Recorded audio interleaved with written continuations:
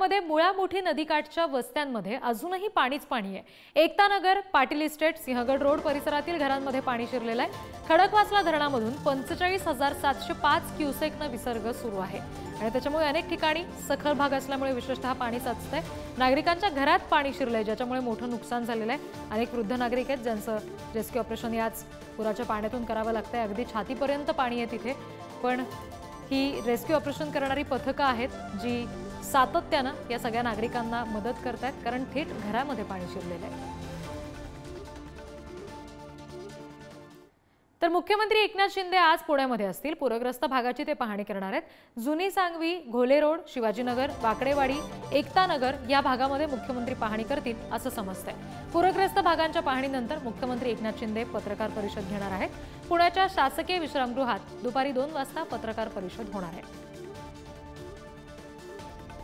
पुण्यामध्ये यापूर्वी सुद्धा काही भागात पाणी साचलं होतं, तेव्हा नागरिकांना अनेक अडचणी आल्या होत्या आणि आता सुद्धा काहीशी तशीच परिस्थिती आहे। सखल भाग असल्यामुळे पाणी तिथे साचतंय।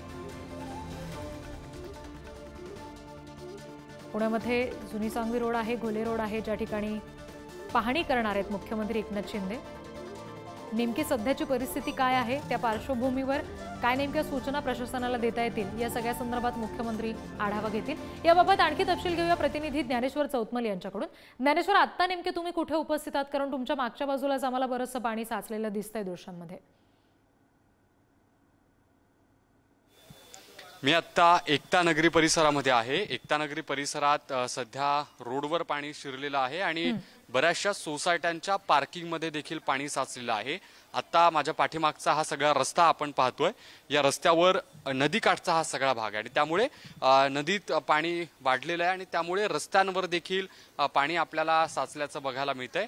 या रस्त्यावर आपण जर नजर टाकली तर वाटताना ही एखादी नदी वाहते असं वाटू शकतं, पण वास्तवतः हा रस्ता आहे। रस्त्याच्या दोन्ही बाजूंनी सोसायट्या आहेत।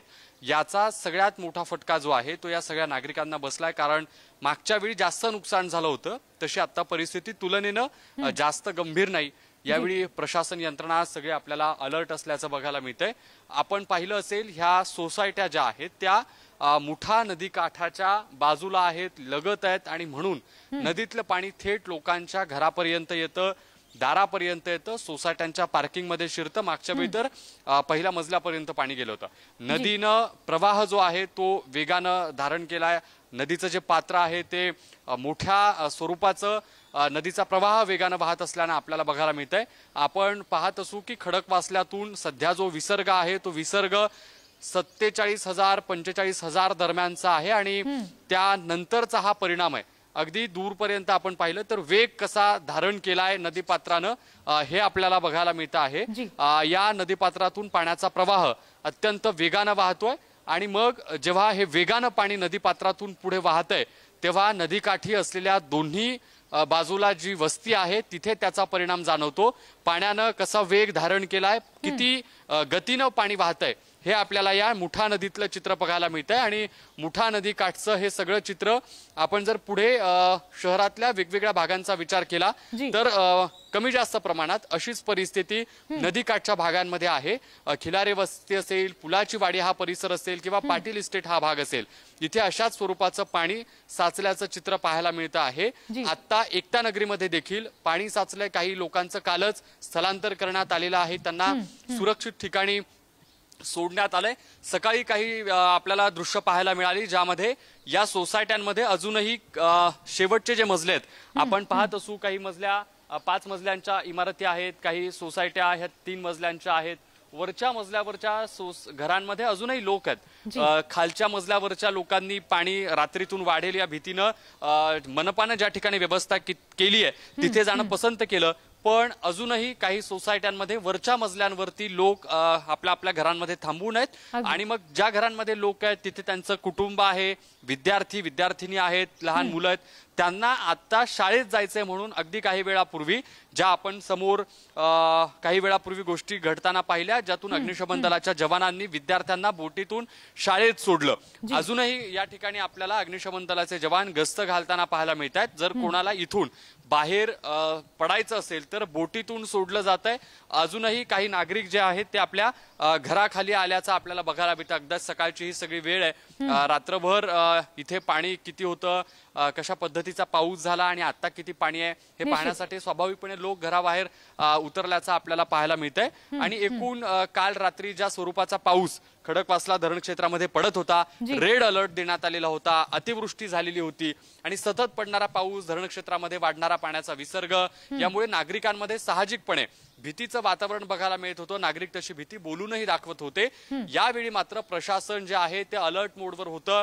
अजूनही आर्मीचे जवान असतील, अग्निशमन दलाचे जवान असतील, महानगरपालिकेचे कर्मचारी असतील, त्यासोबतच जिल्हाधिकारी कार्यालयातले कर्मचारी असतील, आपत्ती व्यवस्थापनचे कर्मचारी असतील, काही स्वयंसेवी समाजसेवक असतील, या भागातले काही स्थानिक राजकीय नेते असतील, सगळ्यांकडूनच मोठी मदत यावेळी या इथल्या नागरिकांना होते आहे। या सोबत सगळ्यात महत्त्वाचं म्हणजे आज मुख्यमंत्री एकनाथ शिंदे हे साधारणपणे 1च्या सुमारास एकता नगरीमध्ये येणार आहेत।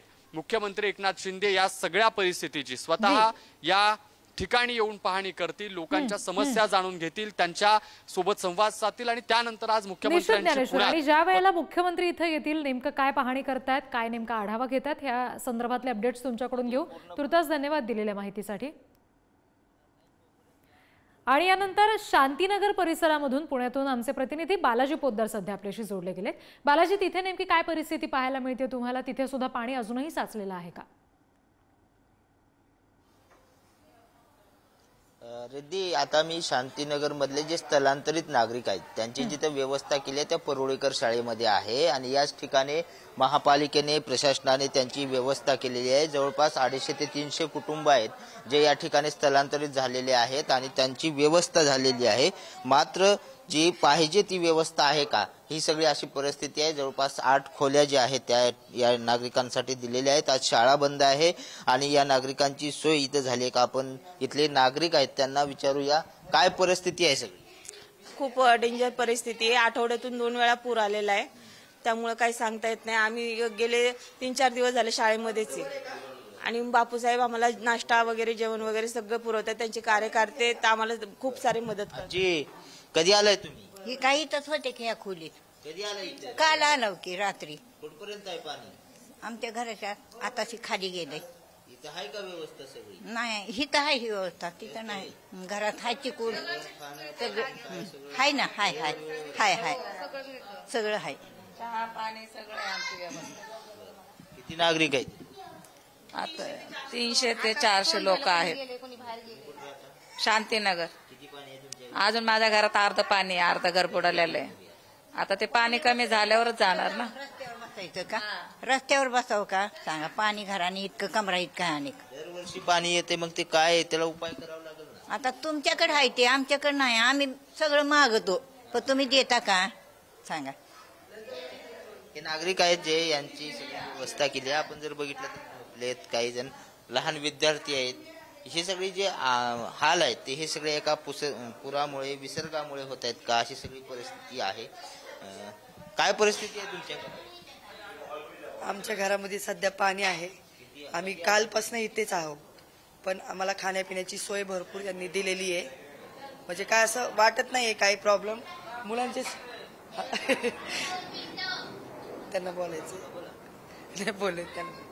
तर हे सगळे नागरिक आहेत, लहान मुलं आहेत। आपण जर बघितलं तर सगळ्यांना संसार घेऊन इथे यावं लागलंय विसर्गामुळे। हे सगळी परिस्थिती जी आहे ती इथल्या नागरिकांवरती आलेली आहे। प्रशासनानं या सगळ्यांची सोय करणं गरजेचं आहे। पुन्हा पुराचा फटका बसू नये अशी सगळी व्यवस्था करणं गरजेचं आहे। मुख्यमंत्री एकनाथ शिंदे आज या ठिकाणी पुण्यात येत आहेत, पूरग्रस्ताची पाहणी करतायत। त्यावेळेस यांना काही मदत मिळते का, यावर काही कायमस्वरूपी उपाययोजना होते का, हे सुद्धा पाहणं महत्वाचं आहे। आणि मुख्यमंत्र्यांच्या या पुण्यातल्या दौऱ्यासंदर्भातले पुढचे अपडेट्स दिवसभरात तुमच्याकडून घेऊ। तुर्तास धन्यवाद दिलेल्या माहितीसाठी।